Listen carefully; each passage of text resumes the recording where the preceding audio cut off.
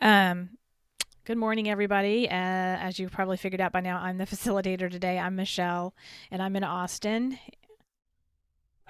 Well, that was a delayed reaction. Um, Hopefully, the beginning of it got recorded. Thank you for joining us this morning. And I think before we get started and everything, Louise has offered to read the land acknowledgement statement. So I think maybe we should go ahead and take care of that first, and then we'll start off with the main part of the meeting. Take it away, Louise. Okay. So I want to acknowledge that where we're all gathering today is the traditional lands of the Chitimacha tribe in New Orleans area, um, the Tonkawa tribe in Austin area. Also, the in Austin were the Lipan Apache and the Comanche, who were nomads, so they were in and out of their area. In Atlanta, it's the traditional land of the Muskogee Creek people. I want to honor with gratitude the peoples who have stewarded it throughout the generations, and that we commit to continue to learn how to be better stewards of these lands. Thank you. Um, so I will start out with the introductory statement we always read out for Erace meetings. Eracism is the slogan of the group Erace, which was formed in New Orleans in the summer of 1993. We seek ways through person to person communication to show that we are committed to treating fellow human beings of all colors with love and respect. And we are glad you have joined us this morning to do so.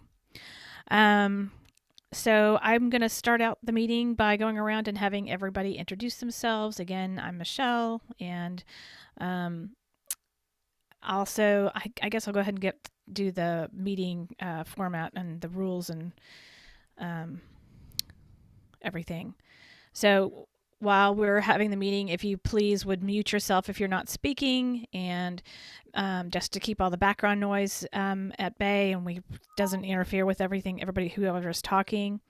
Um, and then I'm going to start a list of people who would like to make comments and discussion. And in order to get on the list, you need to raise one finger. And if you could kind of try and get it into the camera's view and focus, that would be helpful. Maybe move your finger around. If you have a question of the speaker, of the last person who spoke, you raise two fingers, and that for a clarifying question. So the clarifying questions, after the speaker is finished, you can raise the two fingers, and this is not to give your opinion or to just make some sort of statement. It's to ask a question of whoever just finished speaking. So an example would be, I didn't understand what you meant by a particular word or term the person may have used. Can you clarify what you meant by a specific concept or something that maybe was confusing to you? And the questions are not to further the opinion of the speaker, basically.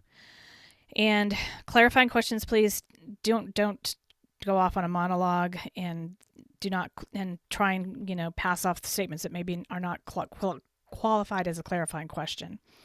If you want to make some statement, just go ahead and put your finger up and get on the list to do that. Please avoid any speaking during people's, if you're not on mute, that is. No side talk, basically. It's a little different than when we're in person, so, which I've not done, but anyway. And we, at the very end of the meeting, there'll be a wrap up. I'll have close the list down. There'll be a wrap up, and people will have an opportunity to make one final comment. If you haven't spoken during the meeting, which you don't have to do, if you don't want to get on the list, that's your prerogative. You will actually be given 2 minutes to make any kind of statements or comments or anything about the meeting if you would like to do so. And again, you don't have to. And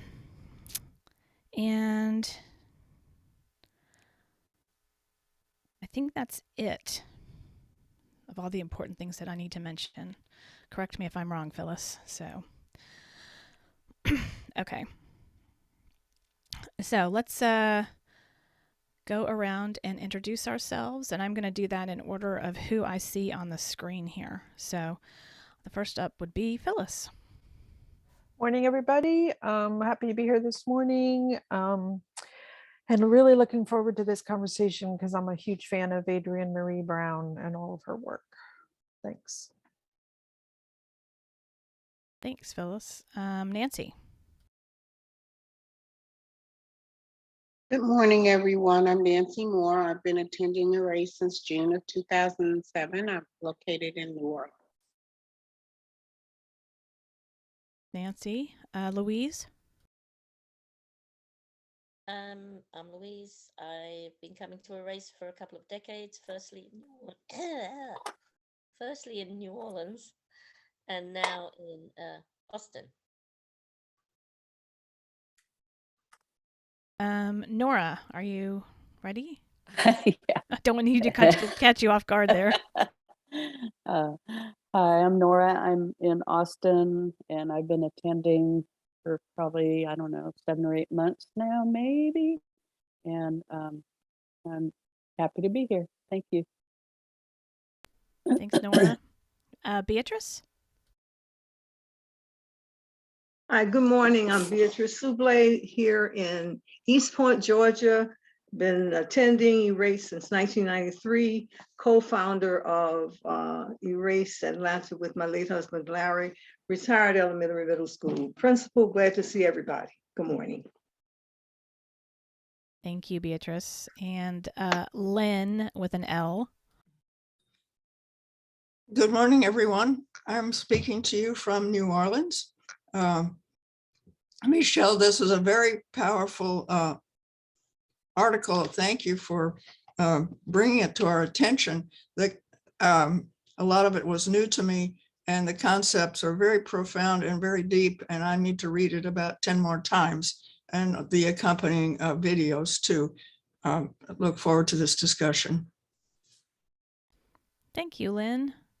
I have to agree with you there. Marva. Good morning. Glad to see everyone. My name is Marva.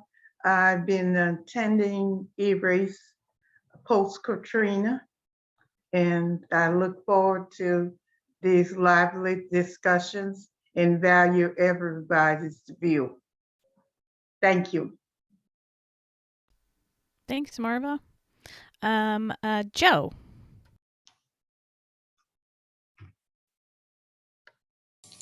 Good morning.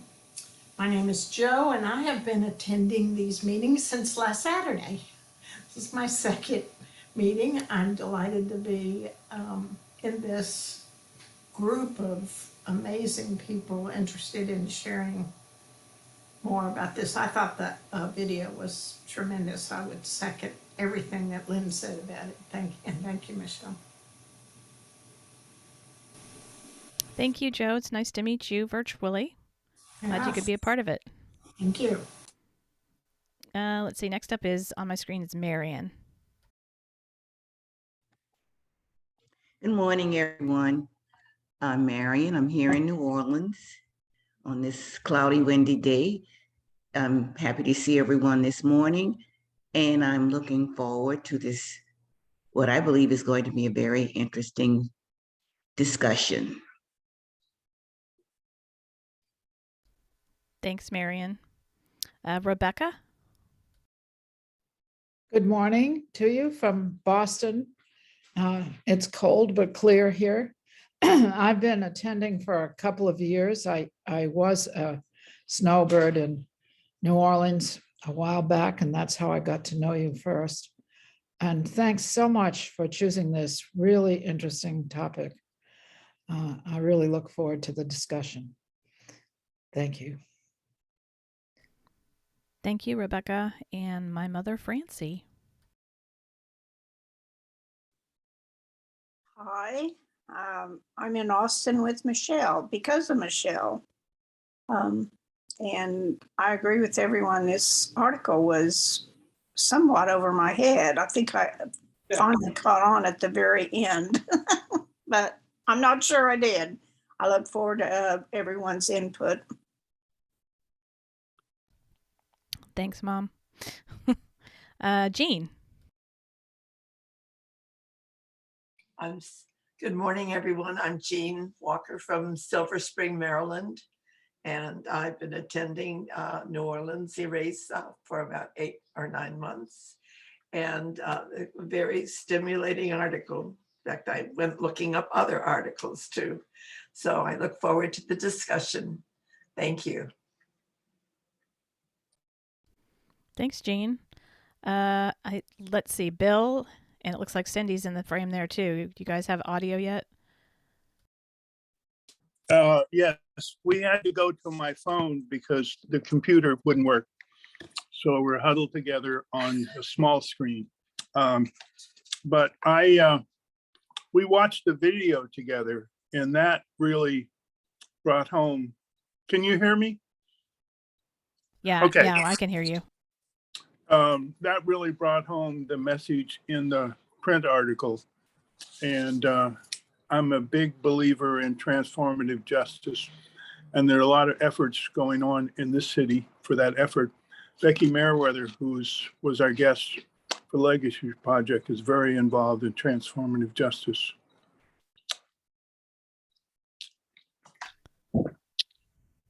Does Cindy want to say hi? Yes, Introduce? good morning. I'm Cindy Morse, obviously Bill's other half. And it's frustrating that the computers aren't functioning right. I don't know what's down with the internet, but whatever. I'm glad to be here. It's an interesting article that I'd like to know more about. So I'm looking forward to it. Thank you. Thanks, Bill. Thanks, Cindy. Glad you guys could be here, even with all your technical difficulties. And interesting, I'm glad that you guys have had some experience with this topic too. So some good discussion ahead, hopefully. And next on my screen is Glenn with a G. My name is Glenn Abdullah, and I've been coming since 1994, and I'm looking forward to this morning discussion. Thanks, Glenn. And Greer. Good morning, everyone. My name is Greer. I've been coming to Erace since around 2007, post-Katrina, and I do look forward to coming here, discussing things, and having food for thought for the week. Thank you. Thanks, Greer. And last I see Reverend Larry Story.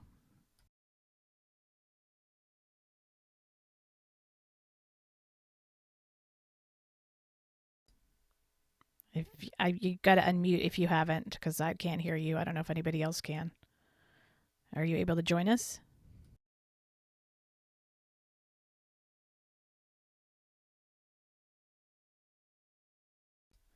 I saw a brief. Hello?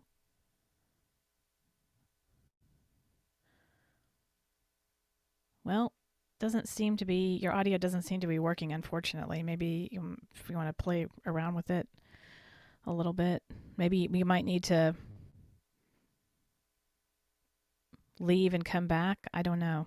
Have you tried in the bottom on the mute, at the bottom of the screen, the mute? Sometimes you have to like rearrange your microphones and speakers, which is what I had to do this morning before Phyllis could hear me. I see you. There you are. We can see you now. If you go down to the mute button on the bottom and click it, sometimes you can rearrange which speaker or microphone you have to use, and if it's your computer.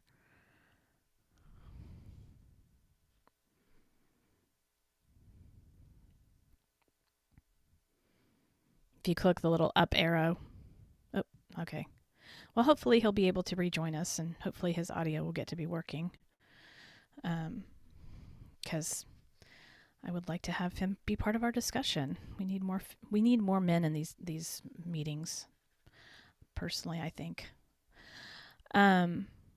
So I will start out by saying again, I'm Michelle. I'm in Austin, and I've been coming to Erace since for about a year and a half now, I guess. So, and this is the third time I'm facilitating, so I'm still a little bit new to this, so please bear with me. And I'm going to start taking names, but I wanted to start out by saying the reasons that I brought the topic and the article to the discussion here. Oh, I see Larry. Larry, if you can hear us and you have a chance to chime in. Oh, I hear you. Can you hear me? Yes, we can hear you. So go ahead and introduce yourself.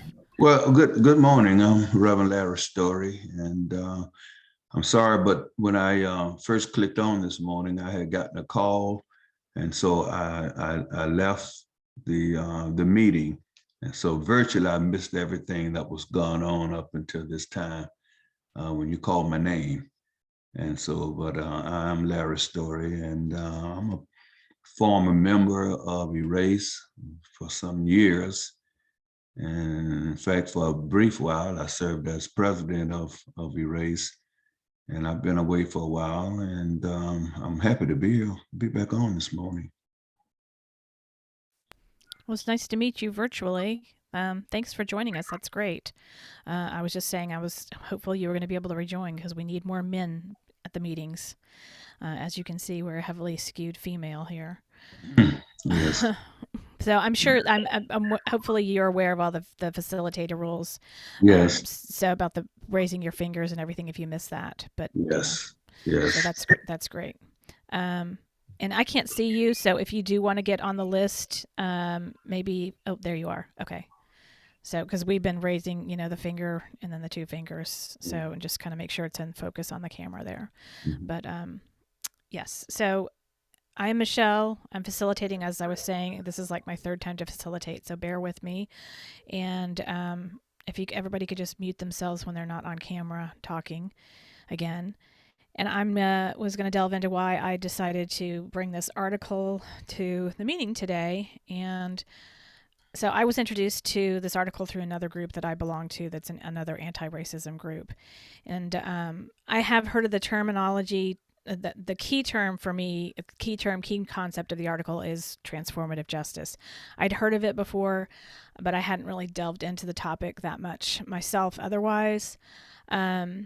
So it's a concept I've only recently become familiar with and begun to understand. So I wanted to find out who else was familiar with it here and how well others here may understand it as well. And those who've heard about it, where did you learn about it, and has it led you to think differently? Those kind of questions are swirling around in my mind as I'm reading this article and bringing it to the group here. As its name implies, the concept proposes a radically different way for communities to actually practice living together, placing most of the accountability for keeping each other safe and well cared for within the various levels of community groups of society, and relinquishing our reliance on the harmful systems of oppression created by white supremacy. This radical concept takes tremendous imagination on our parts as far as I'm concerned, something I'm very pessimistic that any of those currently alive will live to see. But at the same time, this seems like at least one truly equitable and humane way forward for all of humanity. And lastly, I just thought it could lead to a rich discussion about what barriers we have or maybe don't have to fully embrace this concept ourselves. So with that, I will open up the list and start taking down names of anybody who would like to discuss, comment.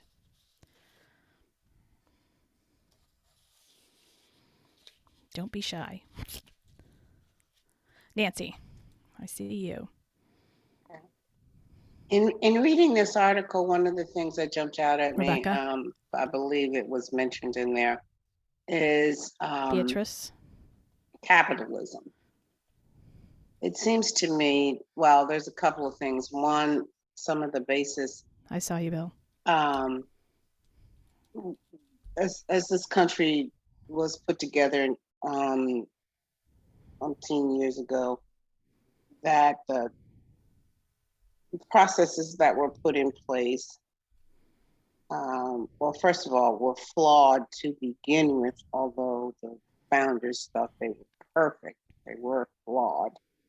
But the driving force in this country has been capitalism and for profit and money. I mean, when they say money is the root of all evil, it pretty much is. And so a lot of the reasons that, things don't change is because the for-profit motive stays in place.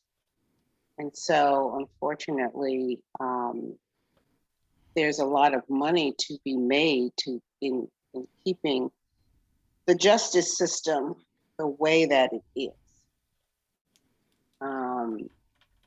A lot of companies make money, a lot of jurisdictions make money off of things staying the way that it is. And to me, I see that as one of the barriers to like transformative justice, changing things in the outcome and investing money and taking it from one place, which is what defund the police is, taking it from one place and putting it someplace else where it could be better serving the public. And the people who are in place now that want to, you know, they don't want to lose that income.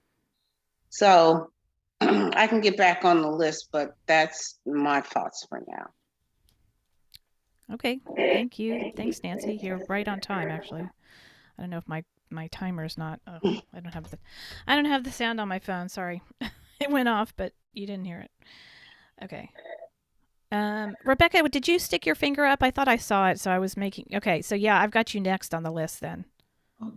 Yeah, this is a really wonderful topic that I have never really read about it before. But I was thinking as I initially read it, and I hope to read everything again, that when I'm talking to somebody, I realize that I adjust my speech so that it sounds like we're going to make friends. And I realized that that's perhaps the beginning of the way to think about it if you get into a serious conflict. And recently I had a potentially serious conflict over the sale of a piece of land that was going to bring a lot of money to the family. And there are conflicts about the sale of this land. And I noticed the lawyer had me sign something that said, "You won't sue me if conflict comes up." And that's too bad that that's the way it's handled. If rather he could have said, "We'll try to get together and have a conversation if conflict comes up," and not have me sign and say I would not sue him. And anyway, it's very interesting because it reflects on this transformative justice reflects on our normal everyday life. Thank you. Thanks, Rebecca. Bill, I do have you down on the list. I have Beatrice first. So I just saw your hand up, so just on the screen there. But Beatrice, I've got you down next. Okay. This was really deep and rich article. I'm familiar with, of course, punitive justice and restorative justice. I was a volunteer at juvenile court and helped to facilitate restorative justice circles where students had been involved in something or young people had been involved in issues in the community. So I was familiar with restorative, but transformative justice is really a new term for me. When I, however, was a principal of an elementary middle school, I had parents sign of all the papers they needed to sign. It was a Roman Catholic school. All the papers they needed to sign, I had them sign a peace pledge for their children in their children's sight, that they would agree, that they would resolve issues peacefully, that they would learn how to speak their harm with words. I don't like it when you say this, and I actually taught them conflict resolution skills and so on. So that was kind of the kernel of what I was doing with that. I found the issue in this article of disposability very telling, because we do dispose of people in this world in many, many ways. The prison system is one of them, but the couple of concepts stuck out to me. Causing harm, and we cause harm on so many levels so quickly, and we do not take accountability for the harm we've caused. We do not speak the truth of having hurt someone, either if it's asking for an apology or speaking in a tone that is a peaceful one that leads to resolution and not harm. These are all skills that we need to work on. I found a lot in this article that resonated with me.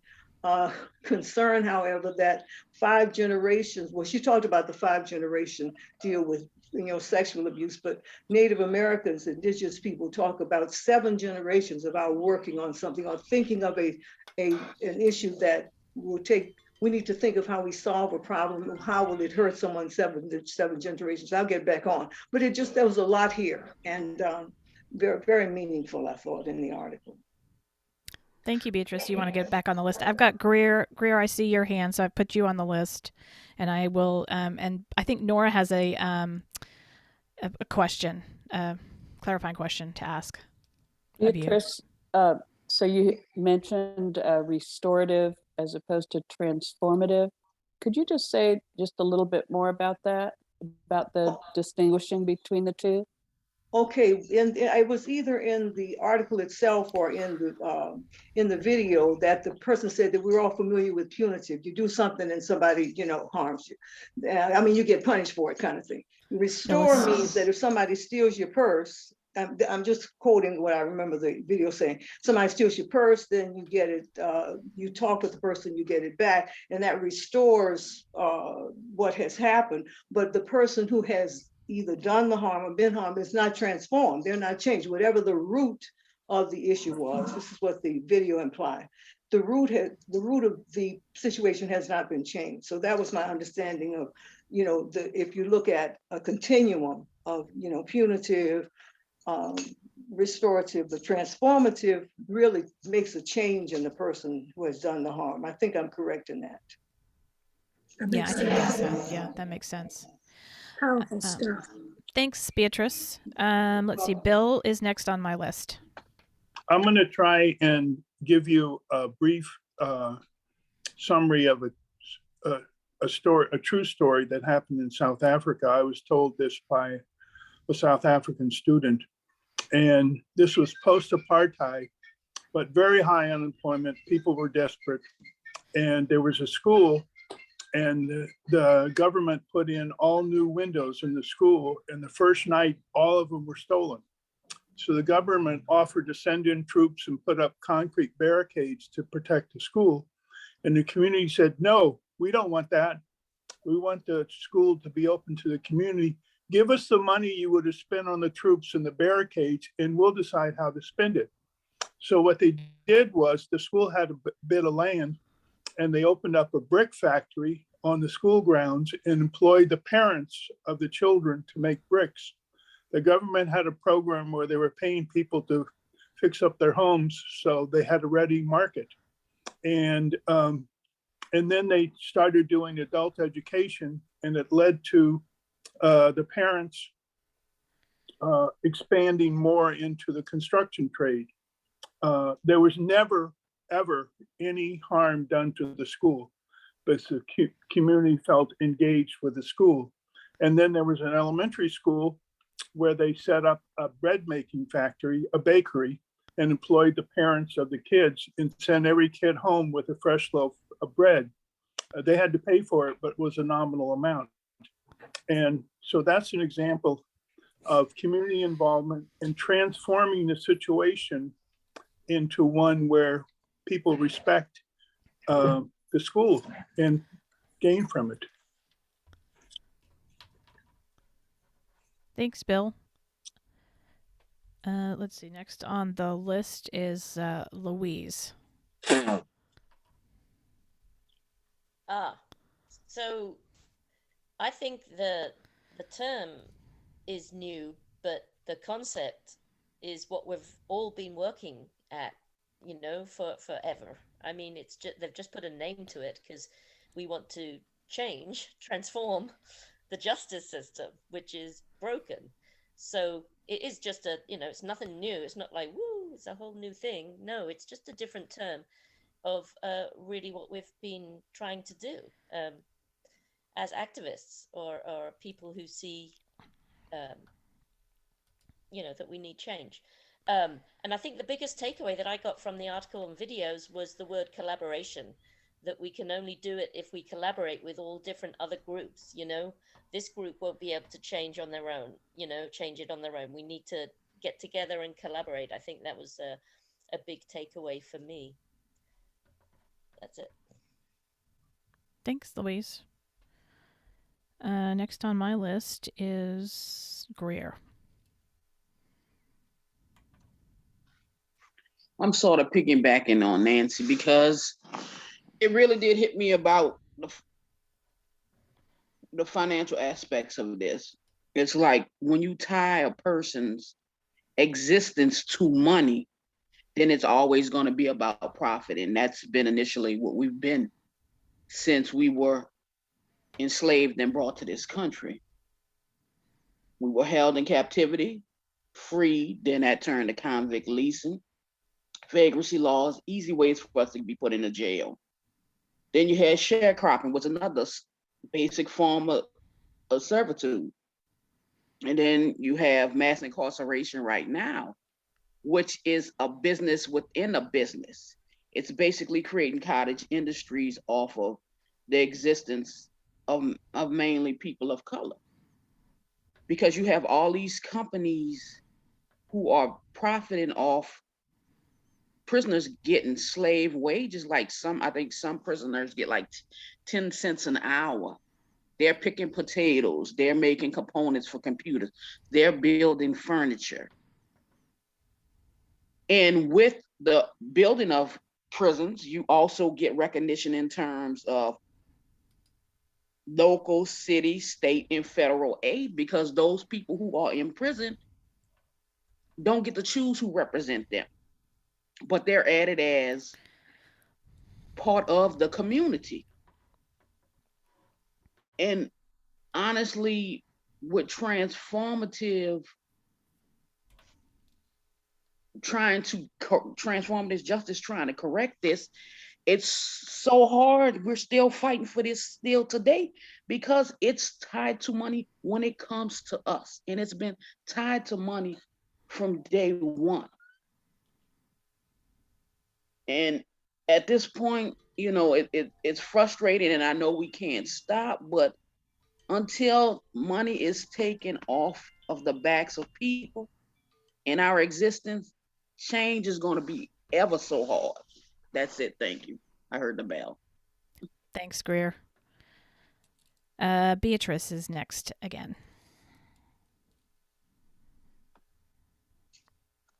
Thinking about the prison system and mass incarceration is very discouraging for me when when you think about it in depth. For example, I'm not sure why we ever put people in prison. I don't think we know why. Are we trying to keep ourselves safe so you keep them away from us? Are you trying to punish them? Are you trying to rehabilitate them? None of that, I don't think we're sure of. And like Greer is saying, of course, the profit, the money, the state of Georgia is just expanding one of its immigration facilities double in size. And there's no reason for it other than because the people who are being detained have not committed any crime, other than that they have come to the country without papers, and heaven knows if they'll ever get them. But there's money involved in that. And so the private corporations that operate prisons are going to continue. That is very discouraging. And so I find trying to think about getting to the root causes of people being involved in crime for whatever reasons, getting to the root. We cannot police ourselves and imprison ourselves out of crime.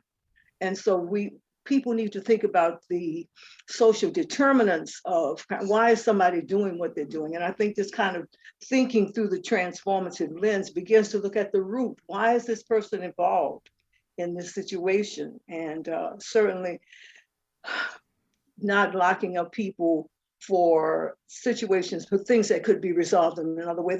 It's just that part is so massive, but it does need to be dealt with. And I'm sorry that we ever got the word defund, because we need to reinvest funds in policing or in public safety. Just get the word police, because like shooting this man on the couch, my God, that just thing hurts me so bad just to think about that young man, Locke.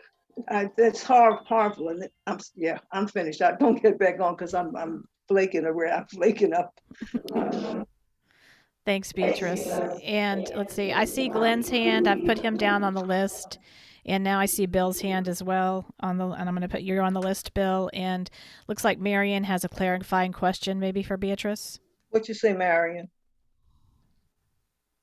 You muted, baby. I can't read. Okay, did I unmute?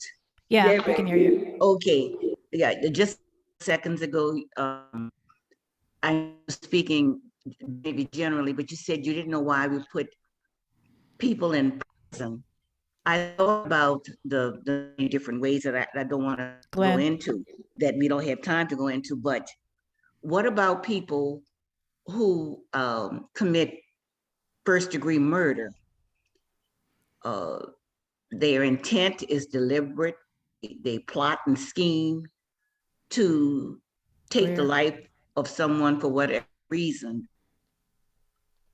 I personally think if you are such a person, you do belong somewhere put away from society and not just thrown into a jail cell and throw away the key, but actually have some kind of psychological counseling as to why would you Marion, do you commit wanna- first-degree murder. So that's my question. What about that? What about someone, Beatrice, who commits first-degree murder? What should we do with that person or those I'm not, persons? yeah, I was not implying that there is any crime for which people should, I'm just saying that we need to know what is the outcome of what we're doing to people. Are you putting somebody away because you're punishing them? Or are you putting them away to keep us safe? But are you recognizing that this person may be returning or probably will return to society? And what, then this is still a life worth valuing in some way. So I'm just saying, what do we do that for? I'm not saying there are people that are not, do not require to be away from society. I'm just saying we need to think about what's the outcome, what's our purpose? Why do we think we can dispose of this person? People that serve in life sentences, you know, anyway, it's a long, I don't think I'm helping answering, but that's what I'm trying to say. We need to be more intent on this is a human being, no matter what the crime, and what are we going to do about restoring this person to not be disposed of, no matter what the crime. I understand. It's just complicated because I struggle through this article myself. It's really complex. Get back on the list. Yeah, Thank you. Yeah. Glenn, I think you had a clarifying question, correct? Yeah. What you say? Do you believe that most of the African Americans that are in jail are innocent? I think that the justices, I can't answer that as a yes or no question. I think that our justice system is so unfair in terms of how people are treated, certain races of people, especially African Americans are treated. There are many people who have not had good lawyers. You know, people don't know what their case, they get, the public defender gets the case 3 minutes almost before they get to try to defend them, even though I think the justice system is not fair. And so that there are many people, particularly African Americans, who have been prosecuted in a way that they've been told, look, just say you're guilty and take a plea, and you know.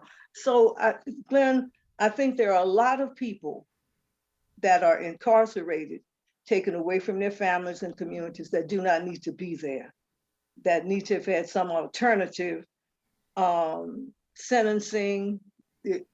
Something different needs to have happened to them. So I don't have an answer, baby. I wish I could, but I don't. Thanks, Beatrice. And thanks, Glenn. Next on the list is Phyllis, and I see your hand, Louise. And I see you, Lynn.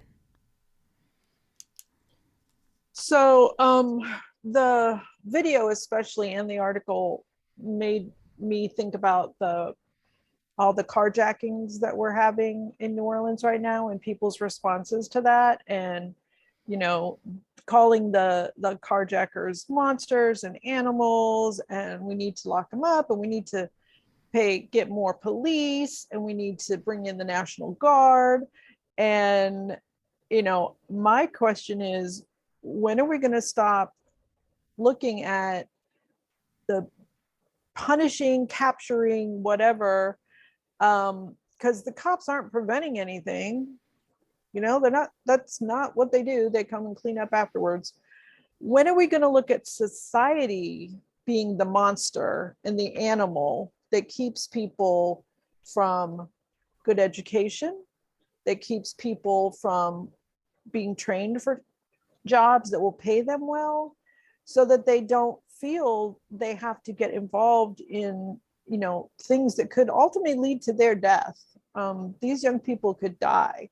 And there's an article I read a white couple. The husband was carjacked while he was getting things into the car to take the kids to school, but the kids weren't in the car yet.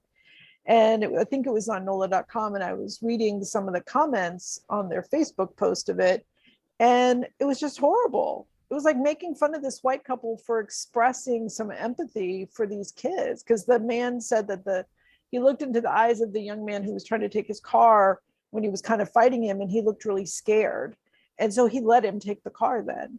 And, when they were making fun of that kind of compassionate response, it's just a car.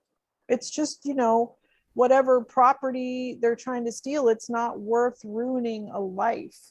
And, I think that we get so worked up in this culture, especially as Nancy said about money, and what we value is really skewed. And I think my time is up. Oh, there it is. Thanks, Phyllis. Next on the list is Glenn with a G.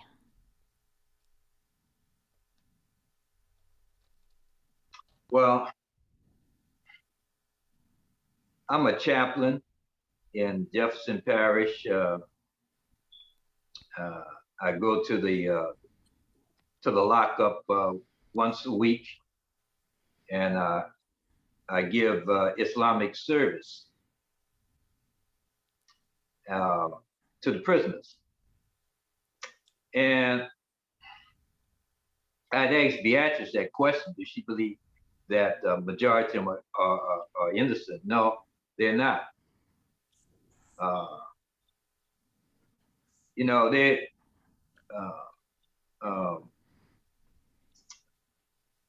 and some of you, when I'm listening to some of you, you just haven't been a victim. And just give them your car. First of all, you have no right to take something that belongs to me and wanting to use a weapon to take something that I worked for, and you're willing to kill me for it. That is an act of an animal. It's not an act of a human being. And yeah, it's easy for y'all to sit back and just watch it on the news. But if you in some of those, if it happens to you, you would have a different view of things.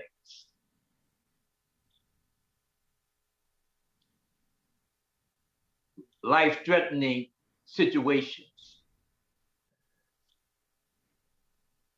Now, I do think the system needs to change, and when people do serve their time and come out, have a way for them to just don't be put out on the street without no way of making a living. Right. That you force them right back into crime. That's all I say. Thanks, Glenn. I got Jean, and then I see Marva, and I see Rebecca. Do you have me on the list? This is Greer. Yes, Greer. Did you have me on the list, Michelle? Yeah, yes, I have. So let me read the list. Sorry. Let me get this down here. So it brought down the list. It's Bill, Greer, Louise, Lynn, Jean, Marva, Rebecca. Anybody else want to get on the list? Beatrice. Okay. So next up is Bill. I just want to respond to something Glenn said, and I think there's a lot of truth in what he said, but I was held up at knife point by two young African-American kids when I was living in New York City. And I could see the fear and the nervousness in them. And I felt that I could, if I wanted to, overpower them, because I was younger then than I am now. But I just let the situation happen and unfold. And I was concerned by my safety, but I didn't have any ill feelings towards these kids. And maybe I'm naive, but it did make me become much more watchful as I walked around the Lower East Side. I think that I never saw them again. So I don't know what would have happened if we had confronted them. One of them I had befriended. Anyway, I think that I agree with everyone that private prisons should be unconstitutional. The motivation is to make money and recidivism to get people back in and fill the prisons. I think Portugal is a good example of decriminalizing something. In Portugal, as I understand it, they decriminalized all drugs and converted it to a health problem. So if you were caught with drugs, even heroin, you didn't go to prison. You went to health treatment, because they considered drug use a health issue and not a criminal issue. And that, I've been told, is wildly successful. One of the examples of restorative, transformative justice, Cindy and I were participating. Go ahead and finish. Well, I'll just say quickly, in the welcome table, and they have circles. And one of the circles was mothers whose children were victims of violent crime. And co-participating in this circle were mothers who had children who were perpetrators of violent crime. And they were able to talk to each other and explore their common ground. Thank you. Thanks, Bill. I see, Glenn, your hand up. Is it for a clarifying question, or did you want to get back on the list?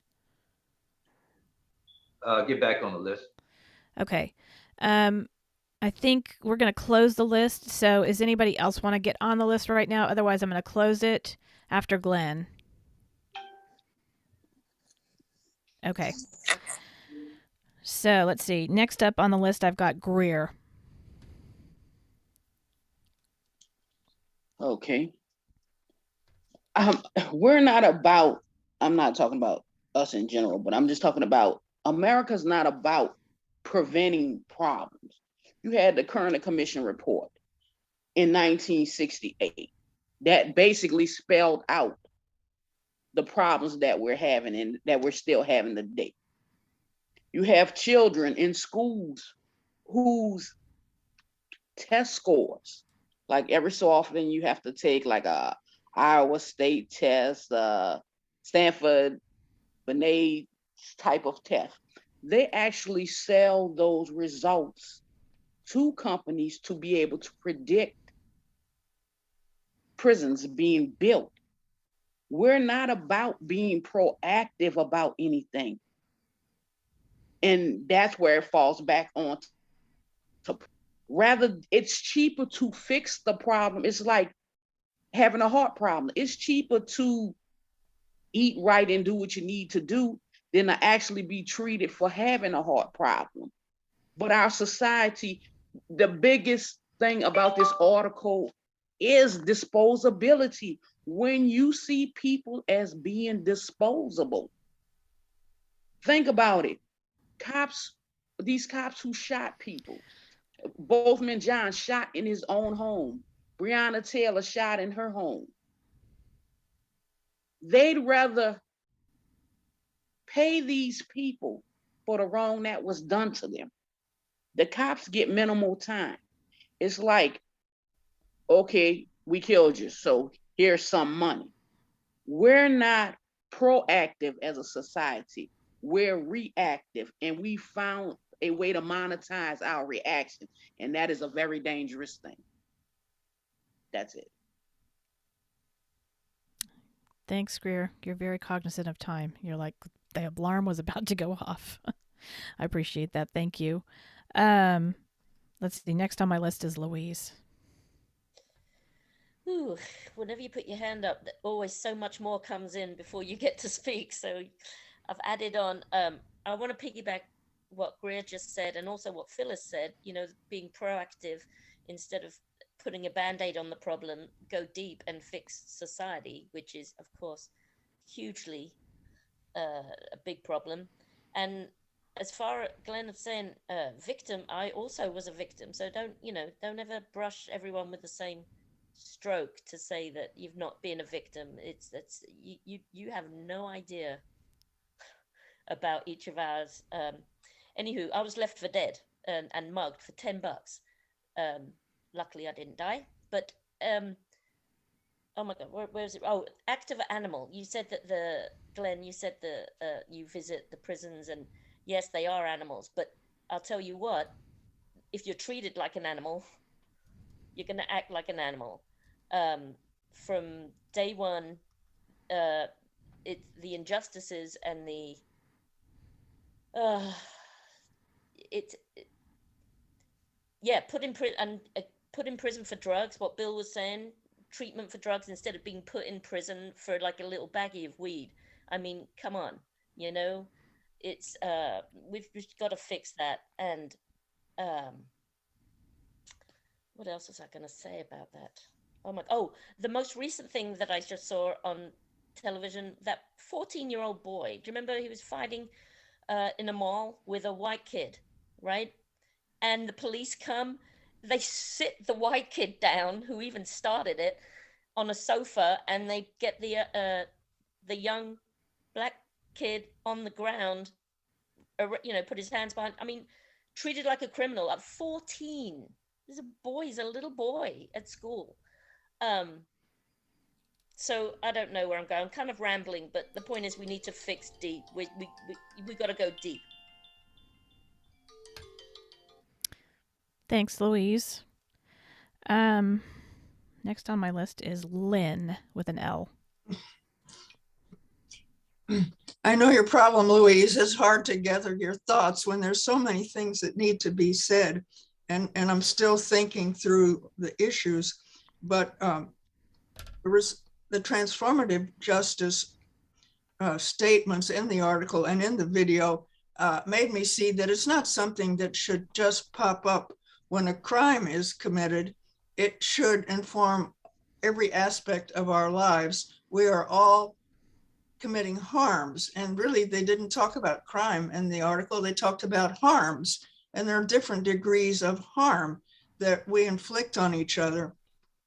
And they were saying if we had a transformative justice society, we would learn to hold differences. And when we see somebody different, we're not going to assume that that's why they're never get along with us. And we must learn to deal with conflict instead of accelerating. The Trump method, somebody does something I don't like, well, we kill them. We beat them to death. We take away all their possibilities of employment. Our society needs to deepen people's relationships with each other and see, we used to say, see the God in each person. We're at a point now when we don't see the God in each person in our country. We see the devil. And if some people don't see that devil, well, then there are others who are ready to point it out to them. I think racism is a huge component in our inability to have transformative justice. Politicians want to say, we have all these dangerous people of other races. You've got to vote for me to keep you safe. We've got to keep those prisons and those huge police budgets. They're talking about growing movements that will teach us all to apologize to each other, to deal with conflict, to see the good in each other. Probably my 2 minutes are up, but it was so much bigger. Their concept of transformative judgment is so much bigger than I ever imagined. And I think it's a beautiful thing. And my God, if we could start on that path in some way. Thanks, Lynn. Let's see. Next on the list is Jean. Actually, I think Lynn said it all, because it does start on the individual level. When we, and the examples that Beatrice told us about in the school system were very much on point. Bill's example of the incidents in South Africa, very much. We've got to start working on the individual and the community level. And somewhere I read that there are some community groups that are espousing the transformative justice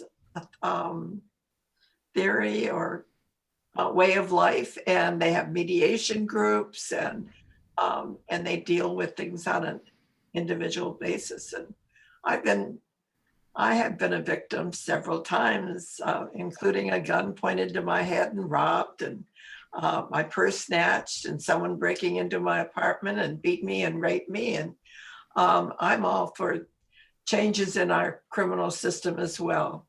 I think we should decriminalize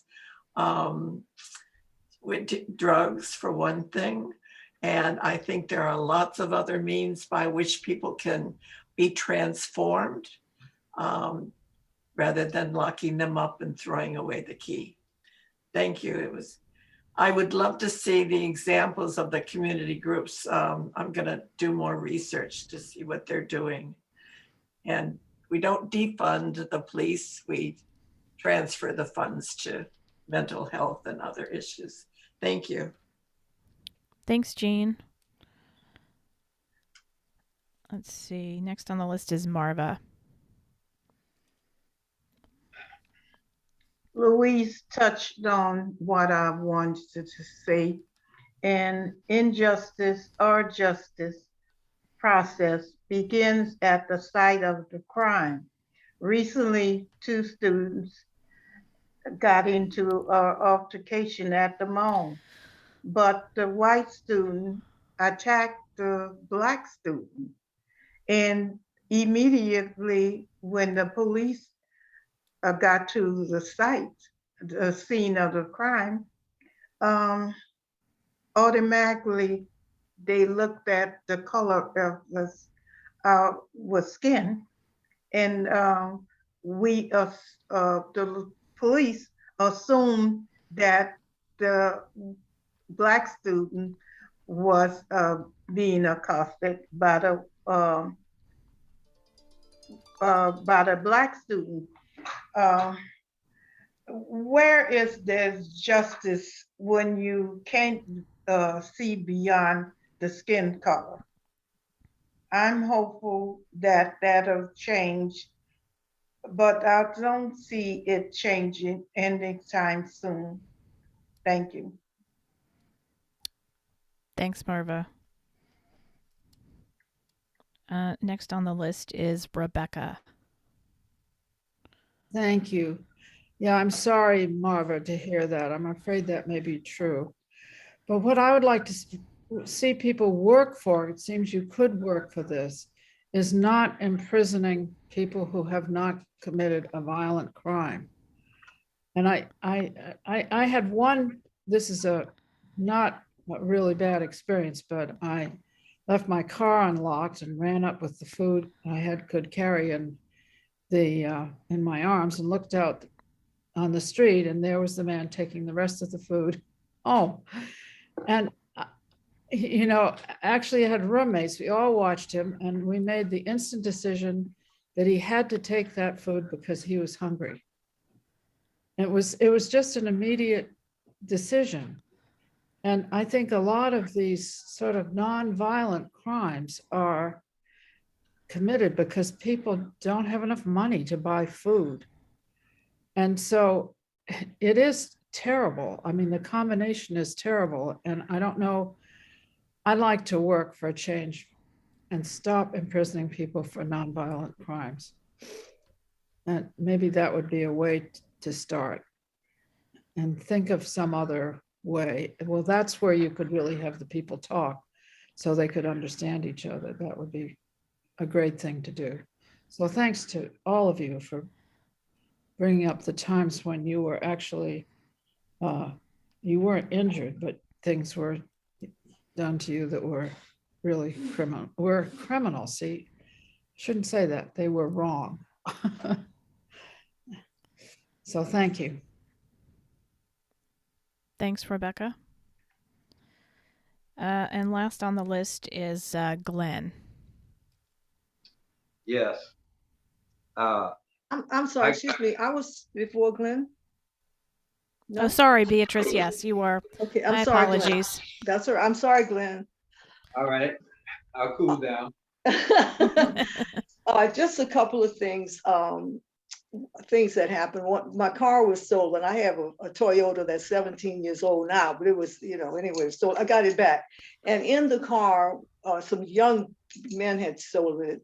And in the car were some clothes that this young person had left. So I told the lawyer, whoever was involved, I said, I want to give them back. I said, you tell them where we could meet and you can be there too. I want to give these clothes back. She said, you don't need to be involved. I said, I want them to know that everybody doesn't take things that do not belong to them. I said, that was one thing. We used to go to New Orleans to Mardi Gras from up here and stay 5-6 days. Our house was never broken into. We went 3 hours to the hospital to do something, I don't know, just to do something. Anyway, 3 hours, house burglarized, bracelet I love that belonged to my mom was 60 years old, that kind of stuff. And I was just so hurt, our computer, so forth. And then I began to think, why do people take, what are they going to do with it? They're going to sell it, they're going to fence it. If they get the money, is it for drugs? What is it? You see, the 1-2 concept that I looked at, angelic victim and the evil perpetrator. I'm a part of a community. What is it about drugs? What is it that makes people steal people's stuff? And then why do you buy stuff from people that were stuff? It's a community. It's something we got to look at the whole thing, because we never, just like the woman was saying in the article, you got all these prisons, people are in there, but people are still raping and stealing. So that's not the solution. And I know that, Glenn, I understand what you're saying, that we would feel differently if it had happened to us. It has happened in many times. But you have to look, I think you look at a deeper question. What is the root? What have I done or not done that has created a community in which young people don't have anything else to do except take stuff and deprive people? It's hard, it's deep, but it's good, it's necessary work. And I just want to try to be involved in doing better for everybody. That's it. Thanks, Beatrice. And I apologize again for overlooking you. I somehow crossed your name off before it should have been. That's all right, baby. I got in there.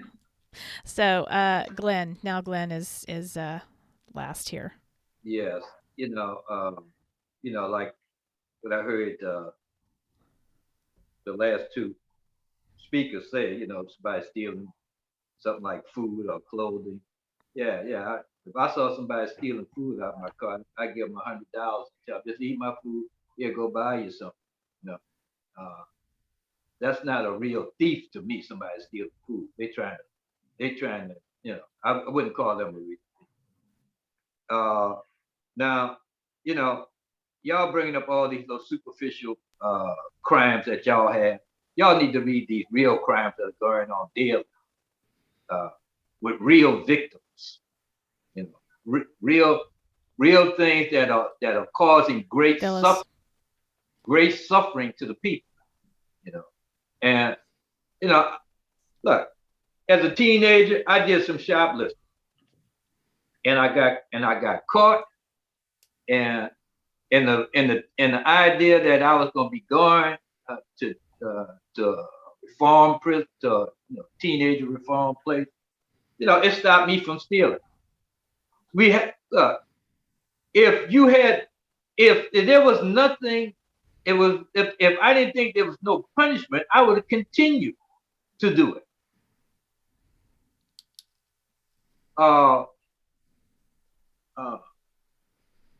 And and back to Louise talking about the society making animals, like racism is making people into animals. The period I was born in, racism was, we had no civil rights, no nothing. It did not make us, our people, our animals. We were decent people. We didn't go out stealing and all these different things. But what is happening today that's making these children into animals, if you're having little 12 and 13-year-old kids having children who hate their babies, and they're making them into beasts.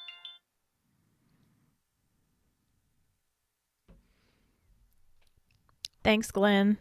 So 2 people, I think, put up clarifying question fingers. Phyllis was the first I saw, and Louise was the second one. So Phyllis. Glenn, did you not actually hear what Louise and Jean described as having happened to them? And if you did, do you still consider being left for dead and raped as trivial crimes? Oh, excuse me. I left it. I didn't that one. Yeah, but the grocery stealing and you not harming anyway. You're not harming anyway. Yeah. But if you Okay. get, go ahead.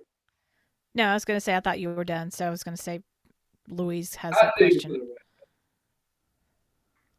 That was going to be my same question. Like, is rape not a serious crime? And Glenn, you were the one that said they were animals. I was just reiterating what you said, and saying that they're treated like animals. I didn't say they are animals. I said African Americans mostly are treated like lower class citizens or animals, so therefore they can. Yeah, but your suggestion is that the white racist world has made them into animals. They're being treated like that by racists. It's not that causes one to become an animal. It's how you are raised. Nah, bollocks to that. Well, okay. I think we need to stop the conversation there and move on to the wrap up. And let's see. On my list, I see Leonetta has joined us. Welcome to the meeting today. I'm going to put you down on the list of people that did not speak so that if you'd like to make some commentary on whatever you've managed to hear of the meeting. But so the people that I saw that did not speak, and please speak up if I'm wrong on this, were Cindy, Francie, Joe, Nora, Marion, and Leonetta. So I think that's everybody, hopefully, because we had the Reverend's story jumped off. So on my list, I wrote down, I'm going to go with that. And so Cindy, if you would like to, is she still here? Actually, now that I see, I don't think she's still here. She and Bill got bumped off. Never mind.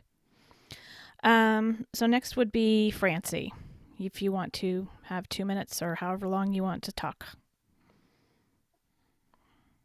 That was really a fascinating and involved discussion. I'm really impressed with everyone's caring and intellect. I'm really impressed with all of you.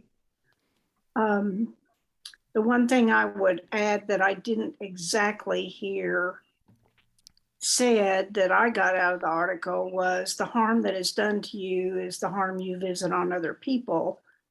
And breaking this cycle of violence,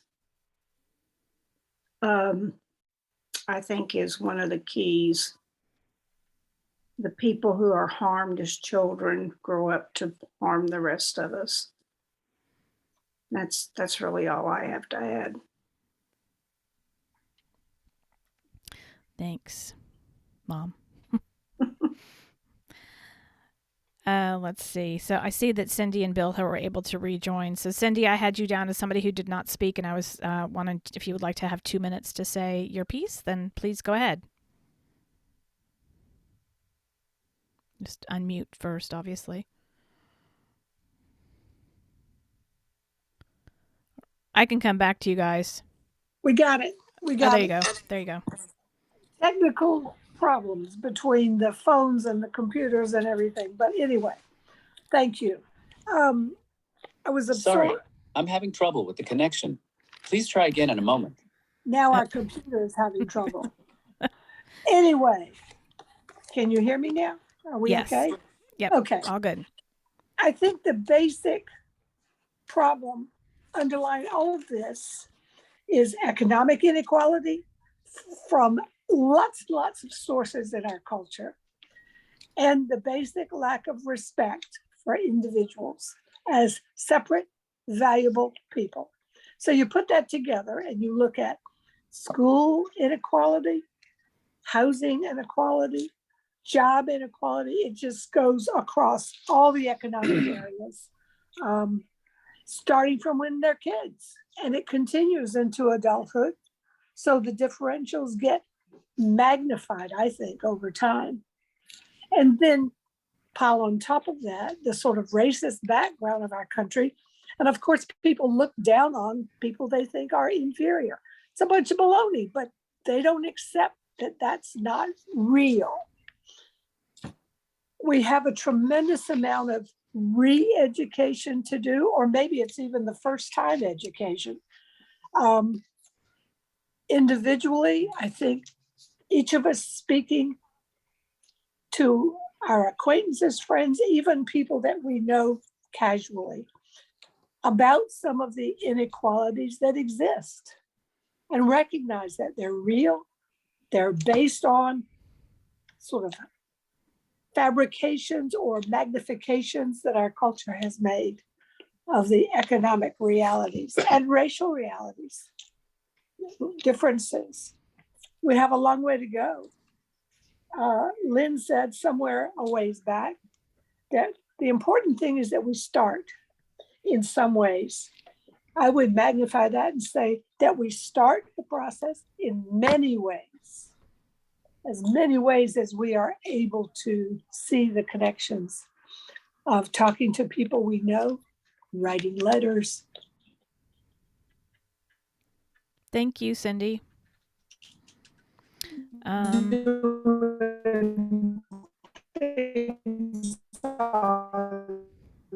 Whoops, you guys are freezing up again. Sorry.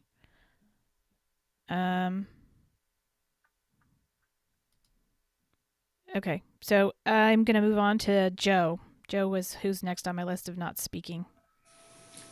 And I'm probably still not going to speak. I'm just grateful for being able to participate in this really thoughtful, insightful group of people, and I'm still taking so much in. I know it's an oversimplification, but I carried a Maya Angelou quote around with me for years, and it said, "We do the best we know how to do, and when we know better, we do better." And I as discouraging as things are right now, I want to retain that level of hope for as we know better, as we're educated, as we learn more, that hopefully we'll do better.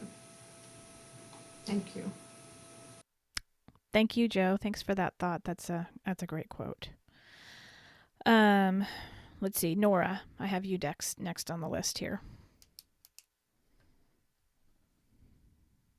Yeah. So it seems like we've all mentioned that it starts at the top. It's such a societal problem. And I'm thinking, yes, let's acknowledge that, and then let's not do more harm on that. And I think about the years that I taught, and felt like my principal at the school was grooming the kids, especially the Black boys, grooming them to be prepared for the prison system, the way he would walk around the cafeteria, just anticipating bad behavior. And it was really disgusting. And I tried to take the approach of the transformative justice in my classroom. And if I needed to talk to kids that were having behavior issues, I'd pull them out into the hallway so that it wasn't in front of the class, so they could kind of let down their guard a little bit in the hallway. And however, realizing that they still had to go back into their community and survive.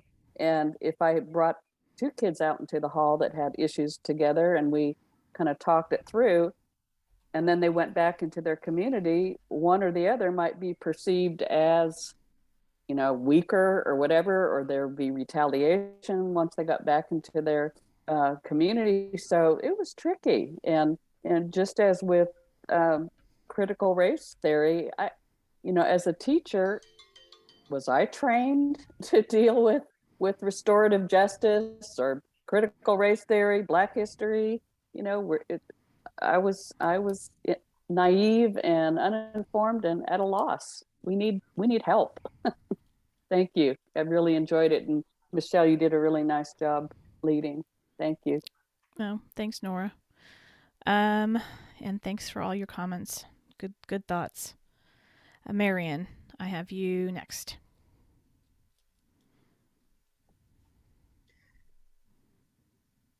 I would just like to go back to repeat what I said earlier about this being a very complex and complicated issue.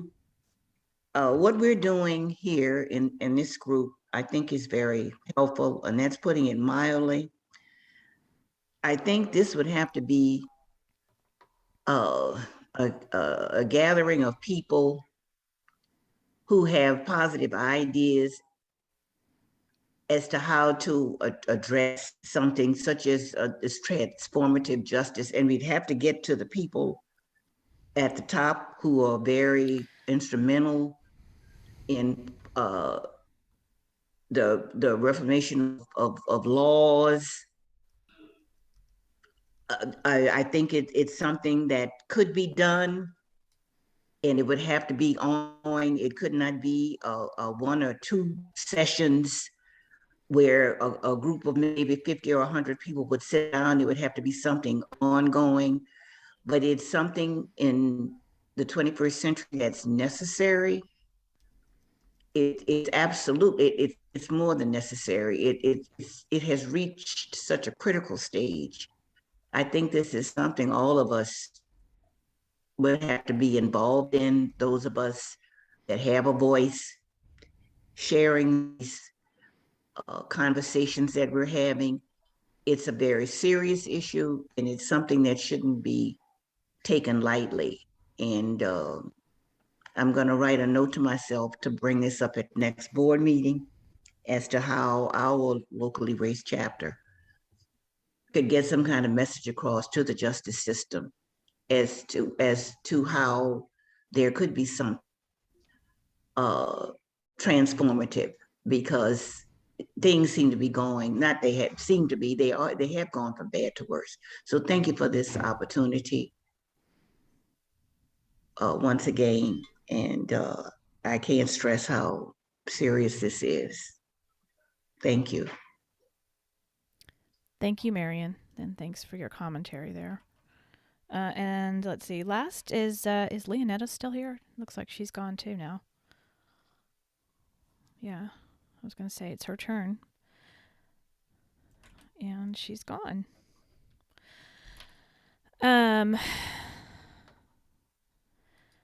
So let's see. Rebecca, did you have something to say? I saw you raise your finger. Yeah, I didn't get a chance to wrap up. So I hope we can discuss this again.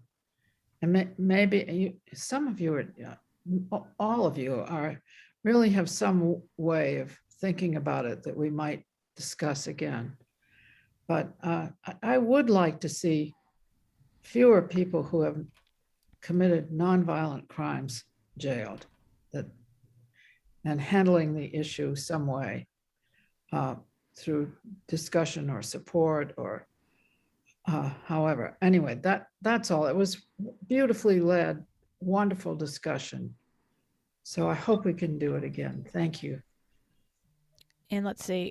So everybody else's gets a minute. So I hadn't gotten there yet, but so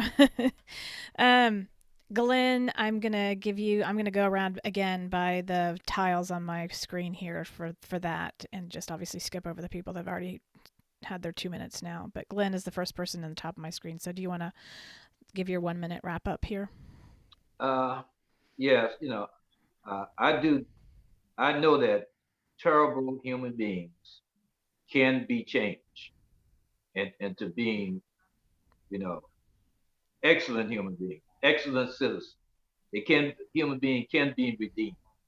I know it by experience. I was a member of the Nation of Islam in 1969, and some of the worst criminals came into that orientation of being under Elijah Muhammad. and he changed them. And they became people who you couldn't even recognize as ever being criminals. That's all I have to say. Thanks, Glenn. Phyllis? I want to say thanks to those who shared their past traumas with the group, and it was really honoring that you were able to do that. I just want to hold up, I have a couple of Adrienne Marie Brown's books. We Will Not Cancel Us. This is less than 100 pages. And her book, Emergent Strategy, is also really good. And I don't have it by me, but her novel, Grievers, she's going to be one of the writers that will be in the pantheon with Angelo and Walker and Morrison, in my opinion. And thank you, Michelle, third time, still doing great. And I'll wait for the announcements to say something else. Thanks. Okay. Nancy.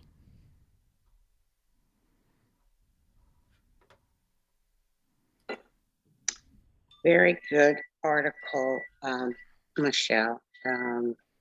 A lot of thought here and a lot of different ways to approach, a lot of thoughts on different ways to approach the situation. Nora, what you said is very true about the school system. I've seen it too many times where it's almost like children, particularly Black males, are being groomed to, and they call it playground to prison system, to be set up to enter the prison system and therefore taking a life away from them. The last thing I want to say is that recently, you can look at a situation as the glass is half full and the glass is half empty. And too many times we tend to look at the situation as the glass is half empty. We try recognizing that, yes, we have a problem, but being confident and positive about how ways that we can correct the situation and achieve a goal. And I think that goes a long way as far as people getting out of prison. How can you correct their lives? How can you get them back on the right path? And how can you keep them from going to prison in the first place? Thanks, Nancy. Louise, would you like to say a last couple of words? Yeah, I think one of the biggest issues with our problem in society is drugs, and drugs leading people to do petty and big crimes. The addiction. I think we need to face and deal with drug addiction. That's to do with the unhoused as well. A huge problem of unhoused is to do with drugs. I mean, we can kind of pinpoint quite a lot of stuff back down to drugs. And I think if we face that issue, maybe we would be on our way. And as far as doing what we can do, yeah, there is no such thing as an innocent bystander. So if you see something, speak up, do something. Don't just walk away shaking your head. Be involved. Great conversation. Great, whatever you do. Michelle, what's that word? Facilitating. Thanks, Louise. Really good. Thanks, everybody. Next on my screens for wrap up is Beatrice. Yeah, great article. And Michelle, as everyone's saying, great facilitation. A couple of words that come to mind from the article and conversation, great conversation too. Harm, accountability, disposability, root causes, getting the root causes, deepening relationships responding to another's needs, and most importantly, social determinants of crime, social determinants of health, what is it that's in our society that makes these circumstances occur, and what can we do about it? The school to prison pipeline is frightening, and it is well documented. The numbers of our children who are suspended for issues that other children don't get suspended for, all of that. But it was a good conversation. We have a lot of work to do. Frederick Douglass said, it is easier to build strong children than to repair broken men. And I think that is worth remembering, Thank you so much, everyone. Thanks, Beatrice. Lynn, you're next. Thank you, everyone. I very much appreciated the comments and thoughts today. I just wanted to say a quick something to Francie, who was saying, what if capitalism is the problem, what can we replace it with? I don't think we have to replace it. We have to modify it and control it. Uncontrolled capitalism run amok. Robber barons and billionaires like Elon Musk. Biden was helping a little bit before his programs were shut down, giving financial aid to families with children so that the children were raised above the level of poverty. That was a help to capitalism. Childcare, subsidizing childcare. People can't participate in work if they don't have childcare. Government cannot allow big businesses to pollute and to create monopolies and so on and so forth. So a lot of European countries that, like Norway, that do better than we do, they have capitalism, but they support the people and they don't let businesses run amok. That's all. Thank you, everyone. Very, very good discussion. Thank you, Michelle. Thought-provoking article. Thank you, Lynn. Let's see. I think Marva is next. Thank you, Michelle, for the article. Great discussion. I've learned millions of things. I too want a discussion to have a part 2 and a part B. And I think we had much more to say on this subject matter. Thank you. Thanks, Marva. Next up is Jean. Very, very tantalizing discussion. I think that I will be contemplating this for a long time. And I think my outlook is going to change in many ways. Since I raised the issue that I had been raped, it was by a Black man, but it was right after I had graduated from Howard University School of Law.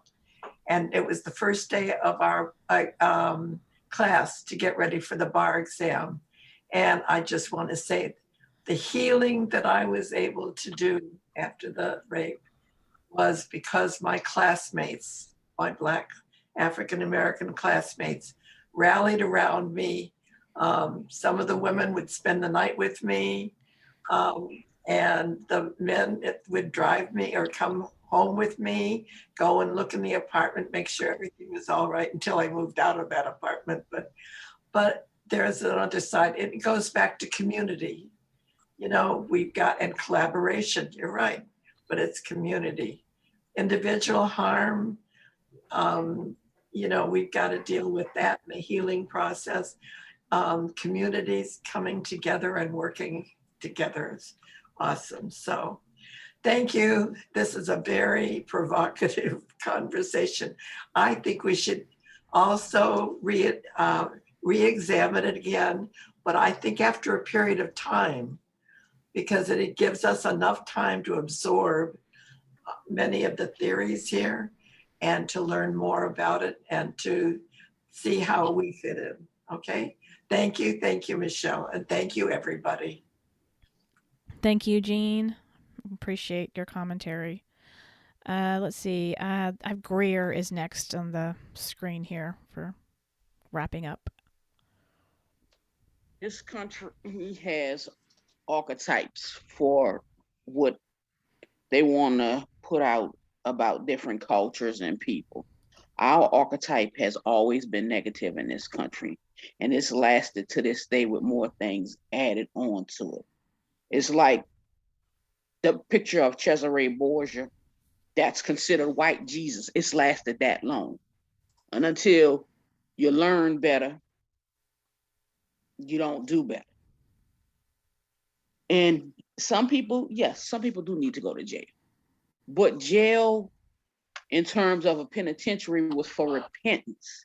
It wasn't to warehouse people for a profit and turn them into worse people than they were when they came out. They were supposed to repent and be better people.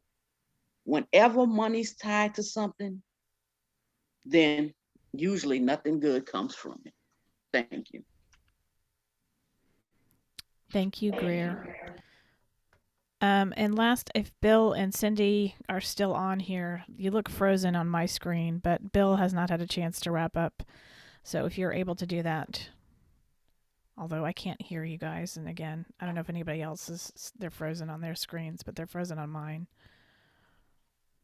Sorry. Sorry you guys are having such technical difficulties, if you can even hear me. Anyway, it's pretty late. It's 11:35, so it is time to wrap up. I know we need to get to, any other meeting notes that other people need to make. I did want to just point mainly to the chat. There's been a lot of chat going on today. So people who have the opportunity to, for these next couple of minutes, to take a look at the chat commentary, there's some other resources that people have pointed out and things that, notes that you might want to take note of. So, and I just want to acknowledge everybody who did share their stories of victimization. I appreciate all those. I know that's personal, private, so it's very brave of you all to share those stories. So, and so many things came up for me with all the commentary for people. I'm so glad that everybody was able to take away from this article something, and it wasn't, my mother said it was a little bit over her head, so I was a little concerned maybe there were people that might not get as much out of it as I was hoping they would. And Phyllis, I was really amazed. I mean, I shouldn't be. Why am I amazed that you already know this person and know very much about her work? So, because I was just introduced to her. So,